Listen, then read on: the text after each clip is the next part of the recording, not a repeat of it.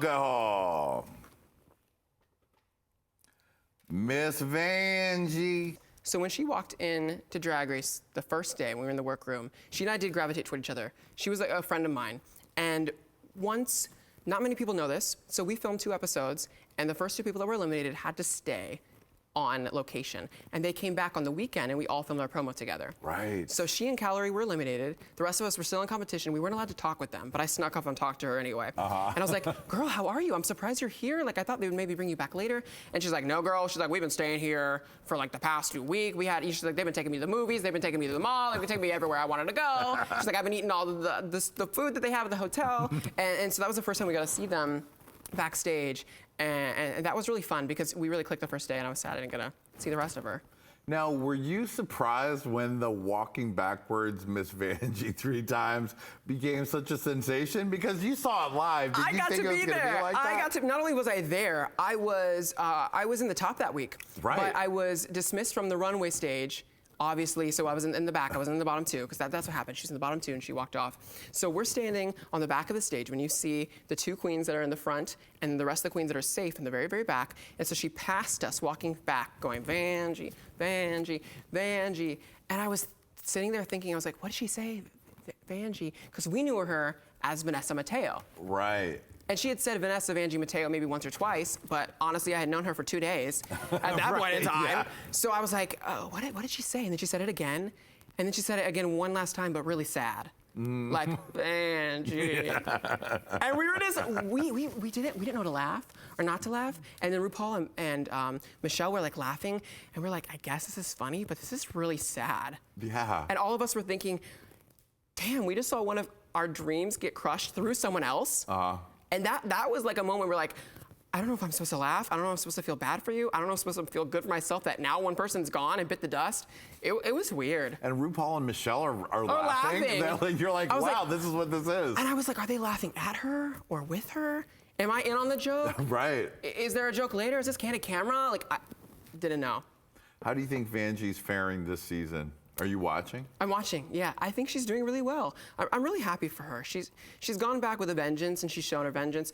And not on top of that, we're watching the season now in 2019. This was filmed really shortly after we premiered our season in 2018. Yeah. She didn't have a lot of time to grow. And I think people are watching now expecting this huge amount of growth, this huge stylistic change and aesthetic. And she had months. She had less time than I did to start doing what I've wanted to do this past year. And people are already wanting more from me. And they're wanting even more from her on TV. You know. Look at her.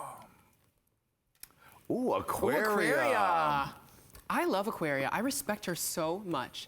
When I'm going to tell you like it is, though. I'm going to tell you the truth. Tell me when we the were tea. filming season 10 of RuPaul's Drag Race, I was not an Aquaria fan at all, because I just got this like a vibe of her of like being better than everyone, of just being, you know, like really having a true sense of herself. And I look back at it and I wish I had the same mindset, because she went in there just saying, I know who I am. I'm going to be who I am. I'm going to prove and show that I'm the best that I'm going to be, and I'm going to win this show. And I look back, I'm like, girl, I respect her so much for that. She really went in there and sold herself. And she won. Yeah. Yeah. She had that New York City training.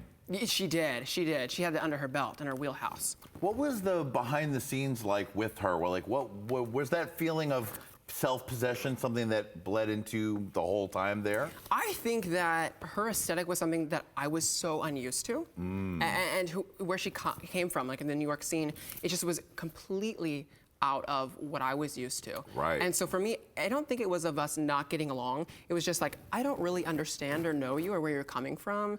And I didn't really have any interest of getting to know her. But until after the show, I really fell in love with her afterward. And when you guys have gotten to hang out after the show, tell me a little about that. I think that she's such a deserving winner. I really think that she's so deserving. And she's just been really receptive to the audience, and especially to us sisters. She's always stayed really connected and really congratulated. When I came out with Call My Life, my debut album, she sent me a text right away and she's like, girl, streaming the album, I love it so much, congratulations, you look amazing, you look over. And I was like, you know what, I really appreciate that. I really appreciate someone that not only has so much success for herself, but can realize success for someone else and like appreciate and celebrate that. So she's good people. I'd like to see the two of you on a skinny lady shopping spree where you try all the tiniest little dresses on. As long as you put us on a runway afterward to serve it, I'm down. You can call me. You guys have both worked some runways. You've had your own runway working. Do you like working runways? Oh, I love runway work. I actually would love to do some more modeling work. Yeah. All right. All right. Look up. Oh, Eureka O'Hara. Look at that mug, honey. Yes. Dusted, stamped, mug done for days. Tell me about your interactions with Eureka. I actually have a really good story about Eureka. I think, okay, I'm gonna set some records straight. Okay. We're gonna this tell is the some. spot This is for the it. spot to do it. And we're gonna tell some stuff because I think Eureka gets far too much criticism on the internet, and I see it a lot. And I think so many people have faults. So we all have problems and make mistakes. And I think that she just gets, for the lack of a better term, shit on all the time for it. And I think she's a good person. And there's a really good moment that I want to talk about when we were in the production process of filming Drag Race. This is episode 2. We're filming our Rusical moment. And I'm thinking my team's in the bottom. We were all thinking that our team was in the bottom and she was on the other team. And she's like, no, girl, we're in the bottom. We're struggling. And I was like, you can't be struggling more than we are. We're on the bottom. You're doing okay. And she really broke down. And I saw, if anyone ever sees Eureka O'Hara in her full drag form, I saw the Eureka O'Hara stripped down. I saw who Eureka O'Hara is without any makeup on, without any crazy elements that are around her life. And I got to see like who she was inside her heart. And she really just opened up and blossomed. She's like, if this is my last moment here, I just want you to know that I'm really grateful for you. And that carried into episode 3, where we had a feather runway, was our runway look. Yeah. And I came with literally like nothing. And that was a look of mine I had ordered and it didn't come in time for Drag Race. Oh, gosh. And I was like, oh my gosh. So of course it's one of the first things you have to do. One of the first things we have to do, right? Eureka helped me basically finalize and finish this gown that I was creating. Now, I had something that I came with, but she stopped doing what she was doing and was like, hey, do you need help? And I was like, I mean, sure, if you want to. I mean, this is a competition. And she was like, no, I want to. I really want to. And I'll never forget that. Never forget that about her. She has a good heart. What did you think about that final lip sync at your all's finale? Who was your favorite?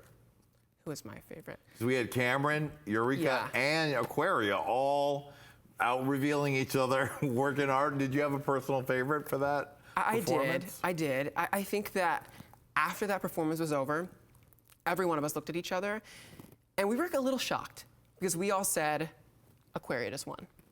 We all told each other Aquaria just won. But I think the majority of us went in to the top 4 of the finale episode thinking that Asia was going to win the season. Wow. I think the majority of us said Asia Ohara is winning season 10 of RuPaul's Drag Race. And when she lost that first lip sync, we were like, goop.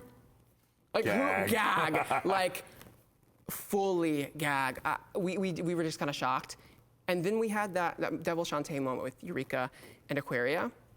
And if you were there in that audience, we saw a little something different than what we saw on TV. I heard there was a different edit, let's say. I never blame anything on edits, but I will say that I felt Eureka's heart and her passion in that number. And to me, I really connected to her, and she won that for me. And so we anticipated that the top 2 were going to be Cameron and Eureka after that point. But with the double save, we had all 3. And at that final moment, Aquaria took it home for me.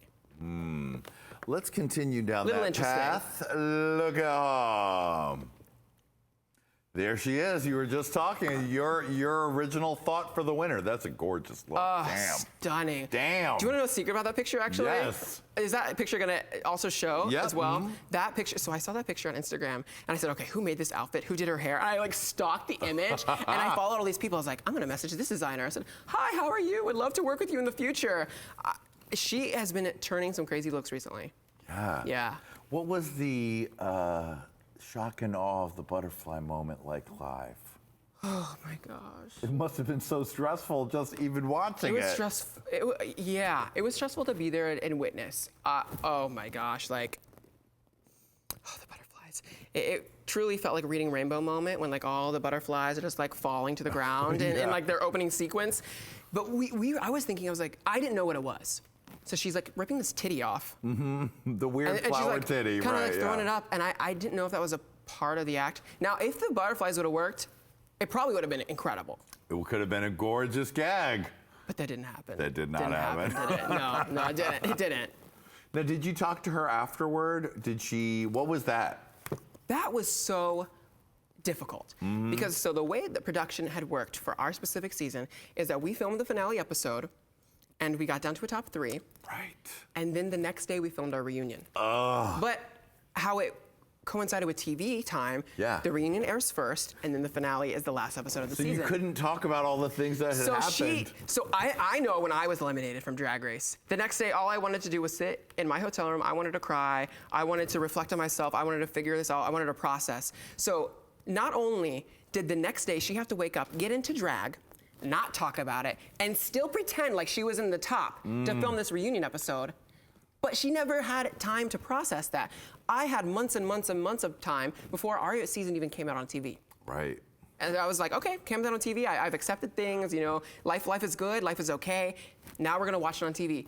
She didn't have less than 24 hours to even accept the fact that what happened the night before, and you're adding the butterfly element on top of that, and then go into filming the reunion.